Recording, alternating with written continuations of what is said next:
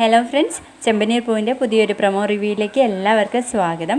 അങ്ങനെ നമ്മുടെ സച്ചിയാണെങ്കിൽ വഴക്കൊക്കെ ഉണ്ടാക്കിയിട്ട് രേവതിയെ അവിടെ നിന്ന് കൂട്ടിയിട്ട് പോവാണ് കേട്ടോ. അതിനുശേഷം വർഷയുടെ അച്ഛൻ വിടുന്നില്ല എന്ന് പറയുമ്പോൾ രവി പറയുന്നുണ്ട്, അവൾ അവിടെയല്ലേ നിൽക്കേണ്ടത്, അവൾക്ക് അവിടെ ഒരു പ്രശ്നം ഉണ്ടാവില്ല എന്ന് പറയണേ. അപ്പൊ വർഷയുടെ അച്ഛൻ ചോദിക്കും, വർഷേ എന്നെ അടിച്ചവന്റെ വീട്ടിലേക്ക് നീ പോകുന്നുണ്ടോ എന്ന് ചോദിക്കുമ്പോൾ വർഷ പറയും, ഇല്ല, ഞാൻ എങ്ങോട്ടും പോകുന്നില്ല എന്ന് പറയാട്ടോ. അപ്പൊ ചന്ദ്ര ചെന്ന് വിളിക്കുന്നുണ്ട്, വാ മോളെ നമുക്ക് വീട്ടിലേക്ക് പോവാം, ഇല്ലെന്ന് പറഞ്ഞില്ലേ എന്ന് പറഞ്ഞിട്ട് വർഷ അങ്ങ് ശ്രീകാന്തിനെ പോലും നോക്കാതെ ഓടി പോവാണ് കേട്ടോ. അതിനുശേഷം ഇവര് വീട്ടിലെത്തുന്ന സമയത്ത് ചന്ദ്ര രവിയോട് അവിടെ ഉണ്ടാക്കിയ ബഹളത്തെ കുറിച്ചൊക്കെ ചോദിക്കുന്ന സമയത്ത് രവി പറയും, രേവതി അവിടെ നിന്ന് ഒന്നും മോഷ്ടിക്കില്ല എന്ന് പറയുമ്പോൾ ചന്ദ്ര പറയുന്നുണ്ട്, ഇനി മോഷ്ടിച്ചുവിടുന്നില്ലല്ലോ, നിനക്ക് അങ്ങനെ തോന്നിയോ ചന്ദ്രേ?